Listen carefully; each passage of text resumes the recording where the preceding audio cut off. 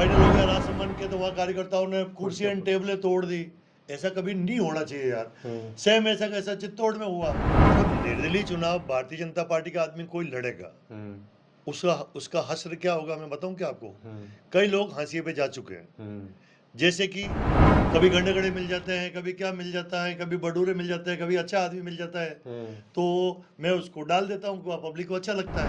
हम लोग बताएंगे और खुद भी इनमें ज्ञान है। ताराचंद जी बहुत ज्ञानी आदमी है। अच्छा। अरे यार वसुंधरा जी से डायरेक्ट संपर्क है, इतने पुराना नेता है यार। गुलाब जी किन किन लोगों ने विरोध किया था उस जमाने में, अच्छा। ये हमें अच्छी तरह से मालूम है, पर नहीं बताऊंगा क्योंकि मैं कंट्रोवर्सी बढ़ाना नहीं चाहता हूँ। हाँ। क्या पता ये जनरेशन या ऐसा हवा ये आ गई है कि पहले पुराने जमाने में इतना विरोध और इस तरह से विरोध नहीं हुआ करते थे। अरे यार तुम पहले तो ये बात तो करो कि यार ताराचंद जी ने बड़ी शांति से जब आए, जिलाध्यक्ष थे यहाँ के, और उन्होंने गुलाबचंद जी को जिताया, तो ताराचंद जी जैन जिलाध्यक्ष थे बीजेपी के, और मैं भी उनके साथ ओबीसी का जिलाध्यक्ष था, और गुलाबचंद जी कटारिया को हम लोगों ने जिताया त्रिलोक जी पूर्विया के सामने 8 या 9 हजार वोटों से। देखिए, द उदयपुर अपडेट्स की जो टीम है वो मेवाड़ चैनल के ऑफिस में आ चुकी है, और मेवाड़ ऑफिस में आने का सबसे बड़ा कारण ये है कि उदयपुर की राजनीति में कहीं न कहीं ऐसी गर्माहट महसूस होने लगी है जो अभी हमें वर्तमान में इस जगह महसूस हो रही है। यहाँ गर्माहट महसूस होने का रीज़न ये है कि वहाँ बहुत सारी मशीनें ऐसी लगी हुई हैं जिस वजह से हमें आभास हो रहा है, लेकिन मेरे पास में जो व्यक्ति बैठे हुए हैं किसी परिचय के मोहताज नहीं हैं। लेकिन इस पूरी घटनाक्रम में, इस राजनीतिक घटनाक्रम में कहीं न कहीं ऐसे छोगालाल जी का नाम भी कहीं न कहीं चर्चा में आ रहा है। और अभी हाल ही में एक वीडियो वायरल होने के बाद तो काफ़ी लोगों की डिमांड आ गई थी कि छोगालाल जी का इंटरव्यू लिया जाए। बहुत-बहुत स्वागत है भाई साहब आपका, आपकी बड़ी डिमांड चल रही है। सुनील जी बहुत बहुत धन्यवाद। हाँ। आपकी भी स्टाइल इंटरव्यू लेने की, आपकी आवाज़ ओ, वो परफेक्ट है, ओ, क्योंकि आजकल की जनता ऐसे ही इंटरव्यू पसंद नॉर्मल। करती है। तो आपका बहुत बहुत धन्यवाद। सबसे पहले हम चर्चा शुरू करने से पहले हम ये जानना चाहते हैं कि आप जो छोटे-छोटे वीडियो बनाते हैं, छोटी-छोटी लोगों को जानकारी पहुँचाते हैं, क्या आपके उसके पीछे क्या आपका उद्देश्य रहता है? जहाँ आप कहीं जा रहे हैं, कुत्ते का वीडियो बना लिया, कहीं जा रहे हैं, चाय का वीडियो बना लिया, आज आपका कचौरी का वीडियो वायरल हो रहा है। देखो क्या क्या हाँ। मैं ये सारे काम लगभग जब से मैंने केबल लगाई है, लगभग 28-30 साल हो गए। और एक ज़माना था जो उदयपुर शहर में खाली या पूरे इंडिया भर में खाली न्यूज़ चैनल एक ही था। डेन। 30 नो नो नो डेन वैन तो अभी पैदा हुए। अच्छा। पूरे न्यूज़ चैनल की जो बात कर रहा हूँ, पूरे भारतवर्ष में सिर्फ दूरदर्शन चैनल हुआ करता था। सही।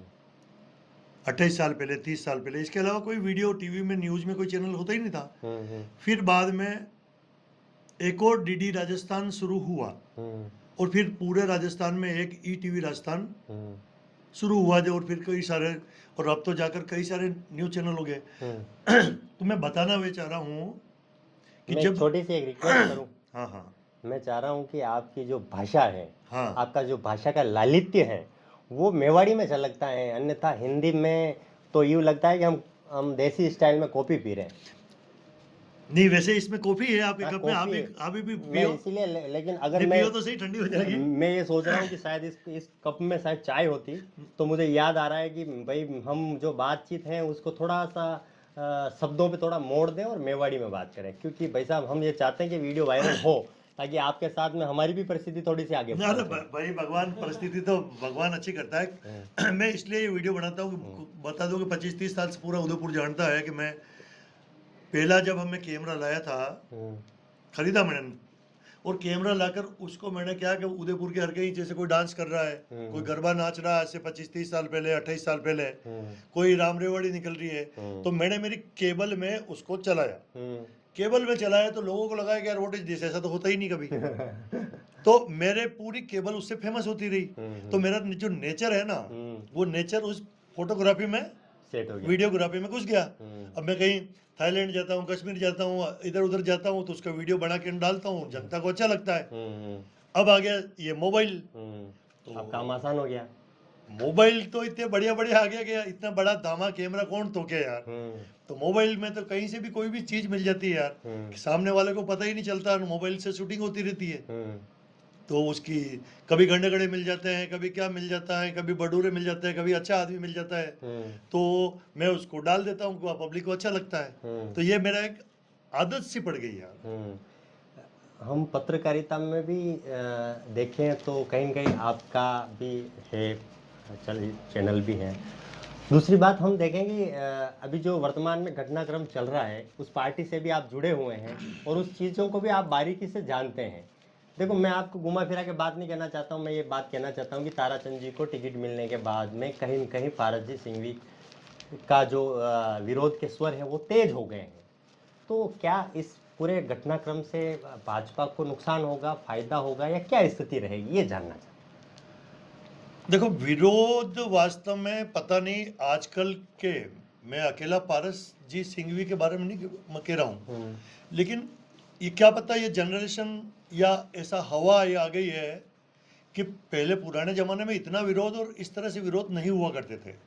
जैसे अभी आपने राजसमंद में देखा होगा, किसी ने नहीं, राजसमंद में जैसे जो ही दीप्ति का फाइनल हो गया राजसमंद के, तो वहाँ कार्यकर्ताओं ने कुर्सियां टेबलें तोड़ दी। ऐसा कभी नहीं होना चाहिए यार। सेम ऐसा कैसा चित्तौड़ में हुआ, और सेम ऐसा कैसा मान लो भारत जी को भी गुस्सा आ गया कि यार टिकट तो मैं भी मांग रहा था उन्होंने, तो उनको गुस्से मतलब, और जो बातें हो रही है तो अब आपस में तनातनी हो रही है, तो तनातनी तो अब हो ही रही है, अब क्या पता कब शांत होगी है। तनातनी से याद आया कि आपकी भी तनातनी काफ़ी पुरानी है उनसे, पारस जी से। तो क्या कहाँ से शुरू हुई, क्या आपके बीच में क्या मनमुटाव किस तरह नहीं, का? कोई बहुत ज्यादा पुरानी तनातनी का वो, पहली बात तो कि यार हम पारस जी के कई वाइसर में ही नहीं अटकते हैं। नेतागिरी में मतलब क्या, हम बीजेपी का कार्यकर्ता तो बहुत पुराना हूं मैं, बहुत पुराना, जनसंघ के जमाने के, जब स्टेंसिल पे यूं यूं बुरुश रगड़ के दिए की छाप लगाते थे, और दिए के बाद में जनसंघ के बाद में फिर जनता दल बना, तो हल का निशान था, उसमें भी हमने काम किया हुआ है। और जब जनता दल टूटा और भारतीय जनता पार्टी बनी, कमल का फूल हुआ, उसमें भी मैं काम कर रहा हूँ। तो यानी कि कार्यकर्ता में बहुत पुराना हूँ। और नेतागिरी क्या है कि मेरी पत्नी ज्यादा करती थी, क्योंकि मेरी पत्नी भारतीय जनता या नगर निगम में 3-4 बार पार्षद रह चुकी है, महिला मोर्चा की अध्यक्ष रह चुकी है, तो मैं तो मेरा शांत था, मेरा काम करता हूँ। लेकिन अब की बार वो महापौर क्या कि जो ही सीटें डिक्लेयर हुई कि ओबीसी का महापौर आया, उदयपुर से ओबीसी का महापौर बनेगा, तो मेरे को भी थोड़ा करंट आया ढंग से बेटा कि यार ओबीसी का महापौर आया तो अपन भी तो तगड़े आदमी है यार, दूजनी छुट्टी, तो दूजनी मतलब मतलब करंट अपने आप जैसे बाल वाल ठीक करते हैं कि नहीं करते हैं कि यार महापौर तो अपन भी बन सकते हैं। तो मैंने भी टिकट मांगा, मैंने कहा मेरे को भी टिकट दो भाई। तो महापौर आया तो टिकट तो अब ठीक है, मांगने का अधिकार तो मुझे भी था, लेकिन मैं पार्षद था। महापौर जी हमारे गोविंद सिंह जी टांक बन गए, लेकिन मैंने कभी जिंदगी में, आपने सुना ही नहीं होगा किसी मीडिया वाले ने कि मैं 3 साल में एक भी बार गोविंद सिंह टांक हमारे महापौर का कभी विरोध किया, कभी भी नहीं किया, क्योंकि ये हमारी परंपरा, स्वच्छ परंपरा है कि गोविंद सिंह जी, पार्टी किसी एक को महापौर बनाती है, कई सारे दावेदार थे, तो मैं भी उसमें दावेदार था, लेकिन हमने विरोध नहीं किया, हम हमारा काम करता रहे। मान लो मेरे को अतिक्रमण समिति का अध्यक्ष था, तो ठीक इसी पैटर्न पर टिकट एमएलए का कई लोगों ने मांगा, कई लोगों ने मांगा, जैसे मनोहर चौधरी ने मांगा, देवेंद्र साहू ने मांगा, और रविंद्र जी श्रीमाली ने मांगा, कई लोगों ने मांगा, और रविंद्र श्रीमाली तो नंबर 1 पे चल रहे थे, शायद मैं सही कह रहा हूँ। हर लोग कहते थे रविंद्र को टिकट मिल जाएगा यार, मैं भी सोचता था मिल जाएगा, लेकिन रविंद्र को नहीं मिला, ताराचंद जी को मिल गया। अब उसमें दावेदार मान लो प्रमोद जी भी थे ना, टिकट मांगने में पारस जी सिंघवी भी थे, तो अब टिकट प्रमोद मतलब ताराचंद जी को टिकट मिल गया, टिकट मिल गया तो मिलते ही वो तो दूसरे दिन ही क्या पता क्यों भारत जी को, जो भी हुआ था हुआ, सब अखबारों में पढ़ रहा, सब पढ़ रहे हैं, और गुलाब जी तक भी बात गई। छोगालाल जी बिसा यूँ कहते हैं कि भाई कि जिसने भी आज दिन तक गुलाब जी भाई साहब की खिलाफत की, उसका राजनीतिक कैरियर ख़त्म हो गया। क्या पारस जी, आपको क्या लगता है, पारस जी ने भी खिलाफत की, अब राजनीतिक कैरियर उनका बचा रहेगा? अब यार देखो, आजकल के राजनीतिक कैरियर में क्या कोई लंबी लड़ाई नहीं लड़ता है, अब हमारे जमाने में जब लड़ाई होती है ना, मान लो, हम्म, क्योंकि मेरी उम्र 66 साल की उम्र है, हम्म, तो हमारे जमाने में जब लड़ाई थी, मान लो भानु कुमार शास्त्री और गुलाब चंद जी कटारिया, हम्म, तो उनकी जो गुटबाजी थी ना, अदावत। वो अच्छी चली। हम्म, अच्छी का मतलब ये एक दूसरे को गाली नहीं दी कभी। हम्म, न तो गुलाब जी ने भानु जी को गाली दी, न भानु जी ने ये कहा, लेकिन एक गुटबाजी तो चली, अच्छी चली हम्म, और लंबी चली। हम्म, और उस गुटबाजी से क्या होता है, मेरे ख्याल से, मेरा ऐसा मानना है कि अच्छा रहता, गुटबाजी होनी चाहिए थोड़ी बहुत। तो हम्म, मान लो मैं गलत करूंगा और आप किसी और गुट के हो, तो हम्म, मेरी गलतियां तो उठाओगे ना यार, कोई न कोई। हम्म, लेकिन आजकल की गुटबाजी तो यार 1 सप्ताह 2 सप्ताह में खत्म हो जाती है यार। हम्म, आप 4 दिन पहले तो यहाँ बैठे थे और 4 दिन बाद वहां चले गए। तो आजकल की गुटबाजी में कोई बड़ा दम, पैसेंसहीन गुटबाजी है आजकल की। पारस जी, अगर चुनाव लड़े और मतलब वैसे तो अभी तक फिलहाल कोई चर्चा नहीं है, लेकिन चुनाव लड़े अगर वो निर्दलीय, तो क्या बीजेपी को नुकसान पहुंचेगा? निर्दलीय चुनाव, भारत समझदार है, काहे को बगावत करे बाई चांस, मतलब अपन एक कयास लगा रहे हैं मोटे मोटे तौर पे। अभी तो उनका फैसला, अभी जो भी सारी रणनीति बदलेगी वो बाद की बात है। देखो, निर्दलीय चुनाव भारतीय जनता पार्टी का आदमी कोई लड़ेगा, हम्म, उसका उसका हश्र क्या होगा मैं बताऊं क्या आपको। हम्म, कई लोग हाशिए पे जा चुके हैं, हम्म, जैसे कि पिछला चुनाव गुलाब चंद जी कटारिया का हुआ था, विधायक उदयपुर से, और दलपत जी सुराणा हमारे वरिष्ठ भारतीय जनता पार्टी के नेता लड़े उससे किसे लड़े, जो भी कड़ई वड़ई से लड़े थे, कोई कड़ई निशान था, लड़े गुलाब जी के सामने, और 300 वोट से ज्यादा नहीं लाए, मुझे नहीं लाए, 300 वोट ही लाए पूरे उदयपुर से दलपत जी सुराणा। तो क्या फायदा मिला, एक तो पार्टी से लड़े और फिर लड़े, अब पता नहीं क्यों लड़े, तो यानी कि अब उनका क्या हाल है बताओ आप। चौथा 5वां साल हो गया, कौन पूछ रहा दलपत जी को, या दलपत जी वापिस आज की तारीख में हमारी पार्टी के साथ है। कल ही मैंने एक फोटो देखा भैरव सिंह शेखावत जी के वहाँ, तो दलपत जी सुराणा मतलब वापिस आए और पार्टी का काम कर रहे हैं। लेकिन जो एक खटास आ जाती है ना, तो निर्दलीय या बागी होकर चुनाव पारस जी ऐसा शायद मेरे ख्याल से तो नहीं करेंगे। एक ये थोड़े दिन पहले ये चर्चा चली थी कि भाई आप अतिक्रमण हटाना चाह रहे थे और फिर पारस जी ने आपको रोका, और कहीं कहीं ऐसी आवाज़ उठ रही थी जो शहर में चर्चा का विषय था कि छोगालाल जी अतिक्रमण हटाना चाहते हैं रेलवे स्टेशन के जो सामने जो अतिक्रमण फैला हुआ है, लेकिन कहीं कहीं पारस जी सिंघवी उनको सपोर्ट नहीं कर रहे हैं। उसके बावजूद बाद में आपके तेवर थोड़े ऐसे, आप थोड़े गुस्से में हो गए थे आप, तो बात गुस्से की नहीं। देखो यार, एक समिति होती है नगर निगम में, सब तरह की समिति होती है, वित्त समिति होती है, गैराज समिति होती है, उद्यान समिति होती है, ऐसे ही मेरे भी से एक समिति है, और समिति एक निर्णय करती है। ये कोई छोगालाल का पर्सनल निर्णय नहीं था कि रेलवे स्टेशन के सामने जो कच्ची बस्ती है, वो कच्ची बस्ती तो साइज तो छोटी थी, लेकिन आज पूरी सड़क पे आ गई है। तो आज से 2.5 साल पहले जब भी मेरे को अतिक्रमण समिति का अध्यक्ष बनाया, तो मैंने मेरी पूरी कमेटी में निर्णय लिया, अधिकारी बैठे थे, महापौर बैठे थे, उप महापौर बैठे थे, और ये निर्णय लिया कि जो सड़क पर ये बस्ती आ चुकी है, सड़क पर, उसको हम हटाएंगे। निर्णय हो गया।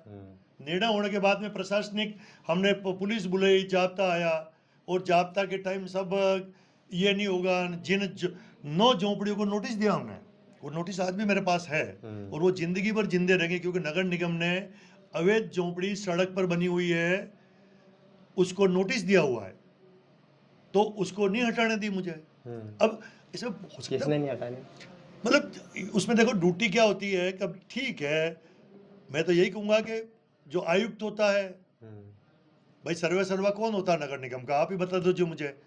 मान लो मैं तो एक सिर्फ समिति का अध्यक्ष हूँ, सर्वे सर्वा आयुक्त होता है, महापौर होता है, और जो भी होते हैं। एक नाम और छूट रहा है जो आप लेना चाह रहे हैं, वो क्लियर लेन थोड़ा सा। और क्लियर की बात नहीं बोलते, जैसे जब पारस जी है, मान लो सब साथ बैठते हैं, जबकि नगर निगम ने निर्णय ले लिया, मेरी समिति ने निर्णय ले लिया आज से 2.5 साल पहले, वो काम और जनहित में वो सड़क चौड़ी करना, हम कोई कच्ची बस्ती हटा ही नहीं रहा था, मैं आज भी नहीं हटा रहा हूँ। आज मान लो सड़क की साइज 65 फीट है आपके पास नक्शे में, तो उस 65 फीट पे तो मैं कब्जा हटा सकता हूँ ना। वहां जाओ आप, 35 फीट भी नहीं है वहां, 30 फीट भी नहीं है सड़क वो। तो अब इनको एक 4 दिन का काम था, निर्णय ले लिया था नगर निगम, अगर वो चाहती, प्रशासन अगर चाहता तो वो सड़क उसी समय चौड़ी हो जाती यार। लेकिन कोई बात नहीं। लेकिन मैं एक धन्यवाद देना चाहता हूँ मेरे ताराचंद जी जैन को। अच्छा, किस वजह से? हाँ, ये बात किस वजह से, आप कल जाना, आप कल जाना, क्योंकि ताराचंद जी जैन हमारी नगर निगम में निर्माण समिति के अध्यक्ष भी है। मैंने उनको कहा कि मैंने कहा भाई साहब, वो झोंपड़ी तो नहीं हटाई, कोई बात नहीं सड़क पे, लेकिन जो हमने मिट्टी हटाई थी वहां पे भी 15 या 20 फीट का रोड और चौड़ा हो सकता है। तो आप अपने निर्माण शाखा से उस रोड को बनाओ, जो पूरी मिट्टी है, जो सड़क पे लोगों ने लेटरिंगों के लिए सेफ्टी टैंक खोद रखे हैं, उनको हटाओ।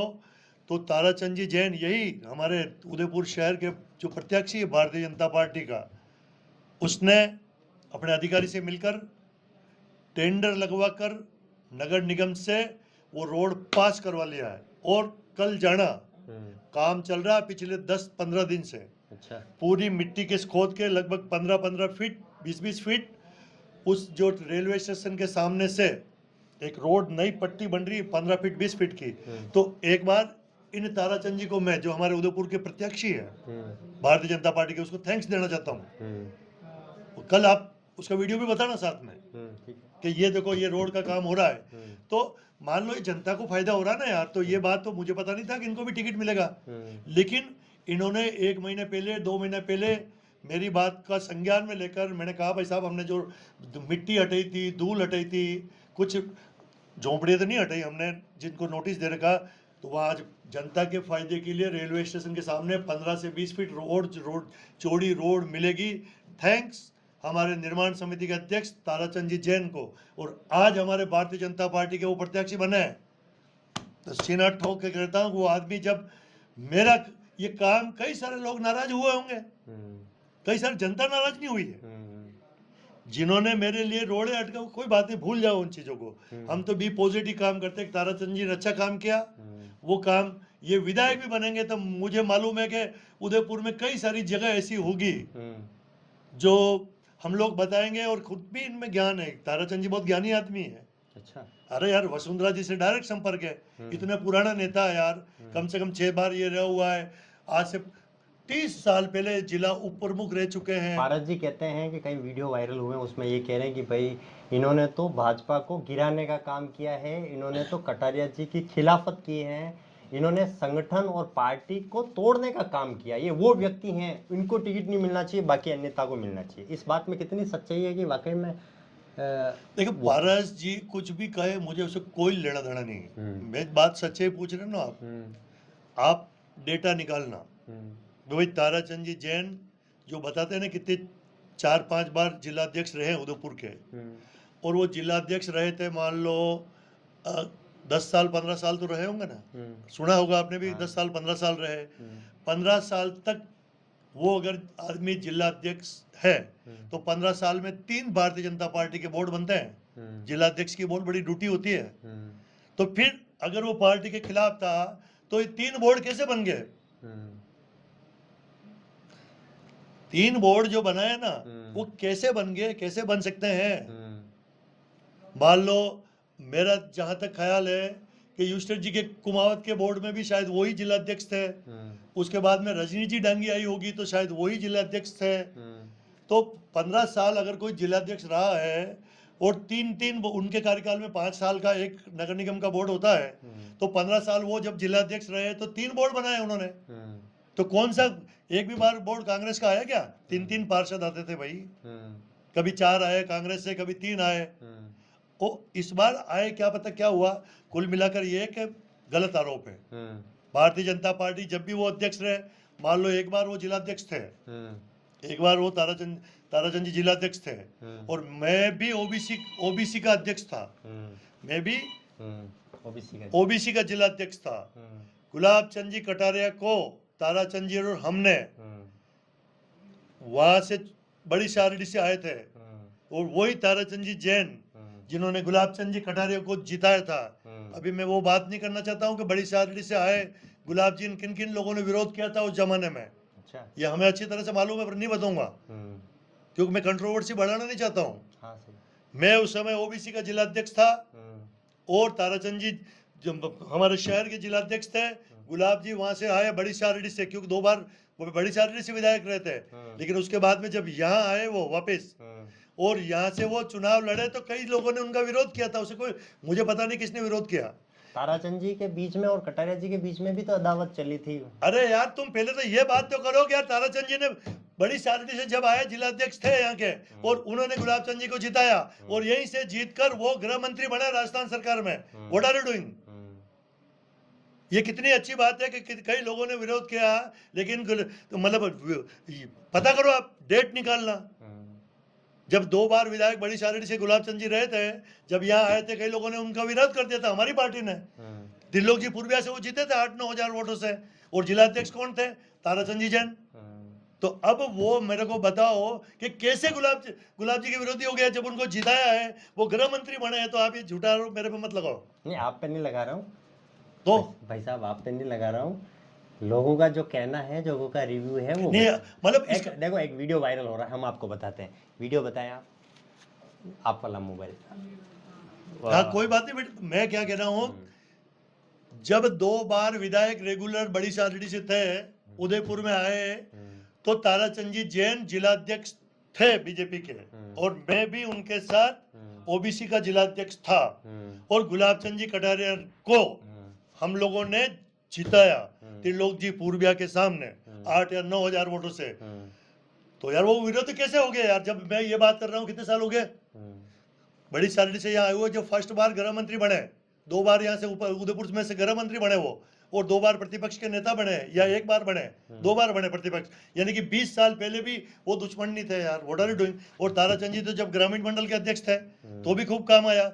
अभी देखो डूंगरपुर में नगर निगम नहीं बन सकती थी ना, तो भी ताराचंद जी वहाँ प्रभारी डूंगरपुर में बन जाके आए और वहां से नगर पालिका डूंगरपुर की बना के लाए।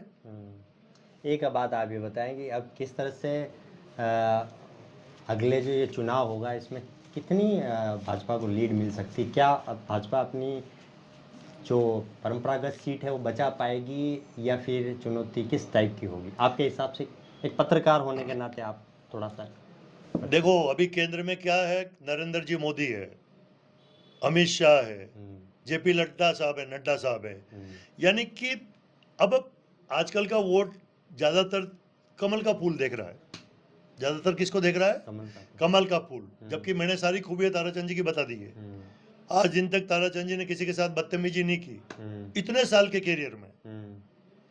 आज उनकी भी 66, 67 या 68 साल इतनी उम्र है, कभी आपने सुना ही नहीं होगा इतने लंबे 5-5, 10 साल जिलाध्यक्ष रहे, ये रहे। तो यानी कि अब ऊपर केंद्र में आ गए मोदी जी, आ गए अमित शाह जी, आ गए, और पूरे वर्ल्ड में भारतीय जनता पार्टी का और भारत सरकार का नाम है मोदी जी के कारण। तो यार हर कोई चाहता है कि कमल को वोट दो यार। तो ये तो क्या, क्योंकि हमारे वापस लोकसभा के चुनाव भी 1 साल बाद, तो ताराचंद जी मेरे को लग रहा है 15 से 20 हजार वोटों से जीतेंगे। अच्छा, 100%। और मेवाड़ से कई सारी सीटें आएगी। फूल जी भी जीतेंगे हमारे, उधर प्रताप गमेती भी जीत जाएगा, उधर जाडौल से भी जीतेंगे हम लोग, और अच्छी सी सीटें आएगी। आप गारंटी मेरी। राजस्थान पे भी यूं समझो कि लगभग 120 या 125 सीटें आएगी। तो बस हमारे चाहिए क्या, 200 तो टोटल राजस्थान में विधानसभा है यार, तो सरकार तो बनेगी। हम इस गर्मी को यहीं समाप्त करना चाहते हैं, क्योंकि भाई साहब से बहुत सारे ऐसे मतलब थोड़ा से गर्म होने जैसे सवाल पूछ लिया तो हो सकते हैं भाई साहब नाराज हो जाएं। नहीं, मैं तो नाराज होता ही बात नाराज फिर वापस इनको थोड़ा सा हम मनाएंगे, चाय पानी करेंगे, और फिर वापस अगर मौका मिला तो एक वीडियो बनाएंगे। तब तक के लिए आप बने रहें द उदयपुर अपडेट्स के साथ। और ऐसे ही सबसे देखो, मैं अच्छी बात बताऊँ, ये तो अपनी जगह है, विचारधारा है। हमारा सवाल पत्रकार होने के नाते जो सवाल थे भाई साहब मैंने किए, लेकिन मैं ये कहना चाहता हूँ कि छोगालाल जी का जो अपना एक व्यक्तित्व है, हर किसी को अपनी ओर आकर्षित करता है, और यूँ कह सकते हैं बड़े सहज सरल स्वभाव के धनी हैं। किसी से भी मतलब कोई भी द्वेषता वगैरह रखने की गुंजाइश इनमें नहीं है। सबको साथ लेके चलते हैं। और हमारे पत्रकारिता फील्ड में कितने साल से भी साहब? मैं लगभग जो लेक सिटी प्रेस क्लब की लेक सिटी स्थापना की है ना, उसमें भी मैं ही हूँ। लेक सिटी प्रेस हमारे क्लब सुरेश जी गोयल बिल्कुल। है, और हम लोग जैसे भूपेंद्र राव है, प्रकाश जी शर्मा है, कई सारे लेक सिटी प्रेस क्लब की जो स्थापना की, ऋतुराज है, तो हम लोगों ने स्थापना की यार। बिल्कुल। उस समय कुछ भी नहीं था। मेरे ऑफिस मेवाड़ केबल पे आते हैं, 4 कुर्सियों पे बैठते थे यार, ऑफिस कुछ नहीं था। तो मैं पत्रकारिता में भी लेक सिटी प्रेस क्लब की स्थापना की। उस समय भी जो 7-8 लोग थे ना सदस्य, उनके साथ मैं भी था। बिल्कुल। और सबसे अच्छी बात यह है कि छोगालाल जी जब मेवाड़ी में कुछ चीज़ें डालते हैं, कोई व्यंग करते हैं, चाहे फिर तू वाला वीडियो हो, चाहे किसी को मोहित करने वाला वीडियो हो। हाल ही में मैं पहले बता चुका हूँ, अभी 24 घंटे में पिछले कचौरी वाला वीडियो इनका वायरल हो रहा है। तो कहने का मतलब ये है कि राजनीति के बीच में कुछ हंसी मजाक भी ऐसे हैं जो अपनी मन की द्वेषता ख़त्म करती है। और हमारा यही मकसद था कि मन के जो द्वेष हैं उसको ख़त्म करने के लिए कुछ हो जाए। लेकिन भाई साहब चूँकि राजनीतिक परिवेश में डूब गए और थोड़ा-सा उनका थोड़ा गर्माहट आ गई, तो हम इस वीडियो को यहीं समाप्त करते हैं। बहुत-बहुत आप मेवाड़ी में कुछ संदेश दें कि मेवाड़ वासियों के लिए, जिसका लोग बेसब्री से इंतज़ार कर रहे हैं। देखो भाई, असो है कि मैं तो यो कहना चाहूँ, हुँ, कई लोग हम व्हाट्सएप पे नहीं देखते हैं हुँ, कि नेतागिरी में किसी झगड़ा मत करो। ये देखो, अशोक गहलोत और वसुंधरा जी भी साथ में चाय पी रहे हैं, हुँ, नरेंद्र जी मोदी हुँ, और सोनिया गांधी भी कहीं चाय पी रही होती है। हुँ, तो यानी कि राजनीतिक करो, हुँ, बढ़िया राजनीतिक करो, जनता के हित के लिए राजनीतिक करो, हुँ, आवाज वहां उठाओ। हुँ। पर था तो हर कटे ही माँ बहन करवा लाग जाए तो ये असो नहीं करना। हाँ, सही है। राजनीतिक में अपनी मर्यादा के मर्यादा, बीच में रह के। अपनी औकात को नहीं बोलना चाहिए। औकात को मालूम है? औकात किसको कहते हो? हुँ, औकात किसको कहते हैं पता है आपको? हुँ, क्या बात कर रहे हो? हुँ। आप बताओगे तो ठीक रहेगा, मैं बोलूँगा तो लोग सुनेंगे नहीं। औकात शब्द आप सब लोगों ने सुना होगा दोस्तों। हुँ, औकात का मतलब होता है तेरी क्या औकात है। औकात का मतलब जमीन। हुँ, क्या है? ज़मीन। जमीन। हुँ, तो औकात का मतलब होता है हुँ, जमीन। मतलब पुराने जमाने में पूछते थे, उसके पास तो सोना चांदी तो नहीं होता था ना, हुँ, तो उसको यही कहते थे तेरी क्या औकात है। तो वो कहता मेरे पास 20 बीघा जमीन है, हुँ, मेरे पास 30 बीघा जमीन है, हुँ, मेरे पास ये महल है। हुँ, उसको कहते हैं औकात, आदमी की औकात। हुँ, तो उसको तो एक औकात कर। और एक शब्द और होता है, हुँ, मैं तेरे को खाक में मिला दूंगा। हुँ, खाक में मिला देने का मतलब क्या है? खाक, मिट्टी। खाक मतलब मिट्टी, हुँ, ठीक है ना? हुँ, तो खाक, खाकी, हुँ, खाकी ड्रेस होती है ना पुलिस वालों की, हुँ, वो इसीलिए वो मिट्टी के कलर की होती है, इसलिए उसको खाकी ड्रेस कहते हैं। हुँ, और औकात का मतलब होता है जमीन। हुँ, बिल्कुल। तो ये है, तो अपनी औकात में रहना चाहिए सबको। धन्यवाद।